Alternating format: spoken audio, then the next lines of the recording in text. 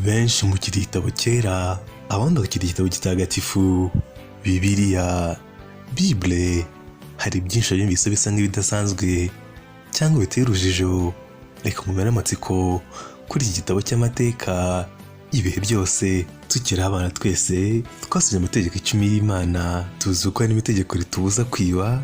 Gusa ikibabaje ni uko Bibiliya ari cyo gitabo cyibwe kurusha ibindi mu isi. Bivuze ko Bibiliya ari ifite agahigo ko kwibwa cyane kandi dutoza kutiba. Byumvikane ko uwigisha kutiba ari we wibwe. Byagenze bitenga abantu bose bahuriza hamwe bibe Bibiliya cyane, ibi igitabo rukumbi cyibwe kurusha ibindi ku isi. Icyo ni Bible. Akandi gahigo Bibiliya yihariye, nicyo gitabo ku isi kigurishwa cyane kurusha ibindi ku isi, aho kopi zirenga miliyoni 100 zigurishwa buri mwaka. Ijambo Bible ni ijambo ry'Icyongereza rivuga igitabo cyiza, gusa rikagira inkomoko ku ijambo ry'Ikilatini rivuga Biblia, cyangwa ry'Ikigiriki rivuga Biblos. Iri jambo Biblos riva mu mujyi wa Phoenicia, Port City of Gebal, imwe mu mijyi ishaje ku isi, aho Biblos ryavugaga itsinda rya papyrus nyinshi. Abagiriki rero bakita agapapuro gato Biblos. Ngiyo inkomoko y'ijambo Bibiliya twitiriye igitabo gitagatifu. Burya igihugu cy'Ubushinwa nicyo gihugu gikora Bibiliya nyinshi ku isi, aho ku bufatanye bwa Amity Printing Company na United Bible Societies byacyongera ububasha n'ubushobozi, aho cyohereza Bibiliya zirenga miliyoni nyinshi z'amakopi mu bihugu 70 n'ibindi birenga. Ku batabizi, burya Zaburi ni igitabo cy'indirimbo gusa, kigizwe n'inyandiko z'indirimbo 150 cyanditswe hagati y'umwaka w'400 na 450 mbere ya Kristu. Abacyanditse harimo Dawidi, Salomo, Asaf n'abandi. Muri rusange rero Bibiliya ikagira indirimbo zirenga 150 zose hamwe. Abashakashatsi bemeza ko Bibiliya yanditswe ku giteranyo cy'imyaka 1500 yose hamwe. Byumvikane neza ko urukurikirane rw'imyaka 1500 yose hamwe nivugwa muri Bibiliya. Bibiliya ya mbere ku isi ihenze yitwa Gutenberg Bible, igura $5,000 z'amadolari. Iyi Bible ikaba ya mbere acapwe na movable typewriter mu myaka 1450. Iyi Bibiliya ihenze gutya ikaba igurishijwe na kampani y'Abayapani icuruza ibitabo yitwa Maruzen Company Limited. Ijambo ririre muri Bibiliya ni Maheri Shalari Hashibazi, riboneka muri Yesaya igice cya 8 umurongo wa mbere. Ryavugaga igitero kuri Damascus na Samariya gikozwe n'umwami wa Ashuri. Bibiliya mu kwandikwa kwayo yanditswe n'abanditsi barenga 40. Havugamo imigabane 3 ariyo Afurika, Aziya n'Uburayi. Gusa mu Isezerano rya kera ryanditswe mu gihe burayo, naho mu Isezerano rishya ryandikwa mu Kigiriki n'Ama-Aryak. Burya hagati y'Isezerano rya kera n'irishya harimo umwanya w'imyaka 400 utarigeze uvugwaho cyangwa ngo wandikweho n'ikintu na gito.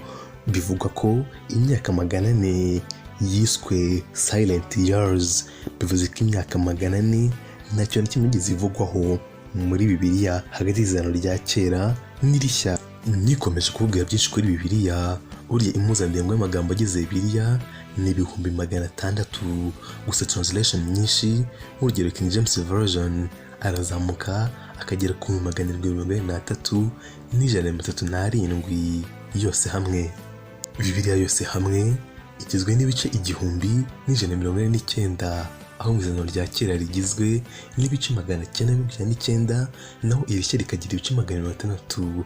Igice gito kikaba ari Zaburi 117, naho ikinini kikaba Zaburi 119. Nubwo benshi tugenda tubona amashusho ya Yesu Kristo ashushanyije, ariko burya naho birisobanura ko Yesu Kristo yari ateye, imiterere ye cyangwa isura ye. Kereka muri Yesaya igice cya 53 umurongo wa 2 niho bagira bati, kuko yakuri imbere y'ikigejegeji nk'igishyitsi cyumburira mu butaka bwumye. Ntiyari afite ishusho nziza cyangwa igikundiro, ubwo twamubonaga ntiyari afite ubwiza bwatuma tumwifuza. Ngayo nguko rero bigaragara ko Yesu Kristo yari mwiza ku isura. Bibiliya irabanyomoza kuko birivuga yuko Yesu Kristo atarashamaje cyangwa ngo yifuzwe na bose. Uko niko biritangaza. Bibiliya yahinduwe mu ndimi 704, naho ibice byayo bigiye bitandukanye byahinduwe mu ndimi zirenga 3000 zose hamwe. Bibiliya ya mbere yahinduwe ivanwa mu Giheburayo n'Ikigiriki, niyo bita Geneva Bible. Iba ari nayo ya mbere icapwe n'imashini. Icyo gihe umwamikazi Mary wa mbere w'Ubwongereza yarimo atoteza abaprotestanti, bamwe yewe n'abatwika. Icyo gihe abaprotestant benshi barimo n'umuyobozi wabo ariwe John Calvin bahungiye Geneva, abari naho ya Bibiliya ikorwa. Yaje no guhunganwa muri Amerika mu 1620.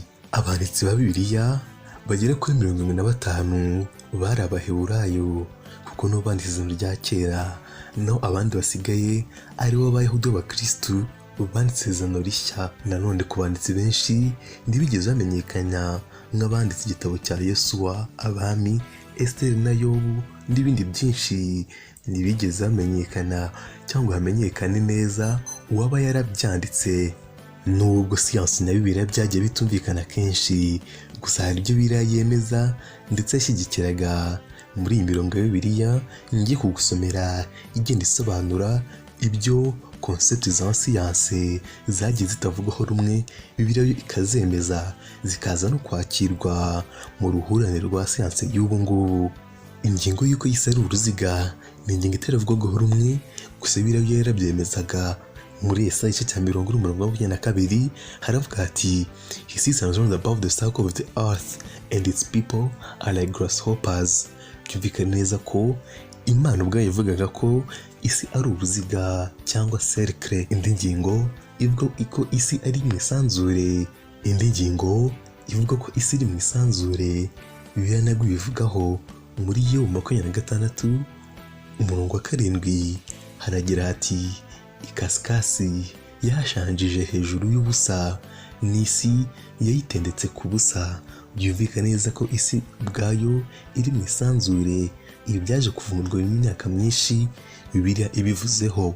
Amaraso y'isoko y'ubuzima Bibiliya nayo ibivugaho, nko muri Leviticus chapter 17 verse 11 haragira hati, For the life of a creature is in the blood. Byumvikane ko Bibiliya nayo ubwayo yemeza ko ubugingo bw'umuntu buri mu maraso ye. Indi ngingo ya siyansi Bibiliya ivuga ni uko umwuka ugira uburemere.